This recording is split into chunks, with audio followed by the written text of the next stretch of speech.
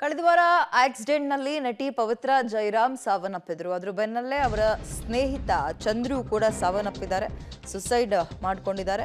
ಮಂಡ್ಯದ ಉಮ್ಮಡಹಳ್ಳಿಯಲ್ಲಿ ಇದೀಗ ಪವಿತ್ರ ಪುತ್ರ ಪ್ರಜ್ವಲ್ ಇದ್ರ ಬಗ್ಗೆ ರಿಯಾಕ್ಟ್ ಮಾಡಿದ್ದಾರೆ. ಅಂದ್ರೆ ಎಲ್ಲಾ ಘಟನೆಗಳಾದ್ಮೇಲೆ ಏನೇನೋ ಊಹಾಪೋಹ ಗಾಸಿಪ್ಸ್ಗಳು ಓಡಾಡ್ತಾ ಇದೆಯಲ್ಲ, ಅದಕ್ಕೆ ಅಮ್ಮ ಮತ್ತು ಚಂದ್ರು ಉತ್ತಮ ಸ್ನೇಹಿತರಾಗಿದ್ರು ಅಷ್ಟೇ.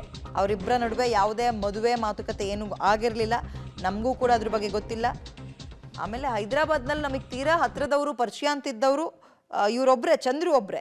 ನಮ್ಮ ತಾಯಿ ಬಗ್ಗೆ ಈ ರೀತಿಯಾಗಿ ಇಲ್ಲ ಸಲ್ಲದ್ದು ಮಾತಾಡಕ್ಕೆ ಹೋಗ್ಬೇಡಿ ದಯವಿಟ್ಟು ಅಂತ.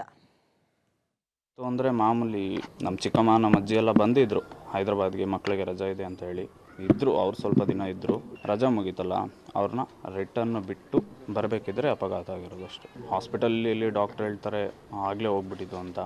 ಅಂದರೆ ಇವರು ಸ್ಪಾಟಲ್ಲಿ ಇದ್ದವ್ರು ಹೇಳ್ತಾರೆ ಇಲ್ಲ ಸ್ವಲ್ಪನಾದರೂ ಜೀವ ಇತ್ತು ಅಂತ. ಫಸ್ಟ್ ಉಟ್ಕೊಳ್ಳೋದೆ ಆ ಥರ ರೂಮರ್ಸು. ಅಂದರೆ ಅವರು ಎಂಥ ಫ್ರೆಂಡ್ಸು, ಎಷ್ಟು ಬೆಸ್ಟ್ ಫ್ರೆಂಡ್ಸು ಅನ್ನೋದು ಇಂಡಸ್ಟ್ರಿಗೂ ಗೊತ್ತು, ನಮಗೂ ಗೊತ್ತು. ಬೆಸ್ಟ್ ಫ್ರೆಂಡ್ಸ್ ಆಗಿದ್ದರು. ಅಂದರೆ ಅವರು ಇಂಟರ್ವ್ಯೂವಲ್ಲಿ ಹೇಳ್ಕೊಂಡ್ರು, ನಾನು ನೋಡಿದೆ ಮದುವೆ ಆಗೋ ಪ್ಲ್ಯಾನ್ಸ್ ಇತ್ತು ಅದು ಇದು ಅಂತ.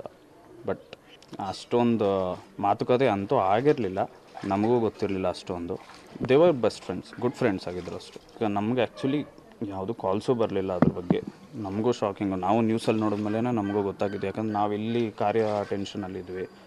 ನಮಗೆ ಆ ವಿಷಯ ಗೊತ್ತಾದ ತಕ್ಷಣ ಇನ್ನೂ ಬೇಜಾರಾಗೋಯಿತು. ಯಾಕಂದರೆ ಹೈದರಾಬಾದಲ್ಲಿ ಅಂದರೆ ಅಷ್ಟು ಹತ್ರದಲ್ಲಿದ್ದವರು ಅವರೇ, ಅವರು ಹಾಗೆ ಮಾಡಿಕೊಂಡ್ರು ಅಂತ ಗೊತ್ತಾದಾಗ ತುಂಬ ಬೇಜಾರಾಯಿತು.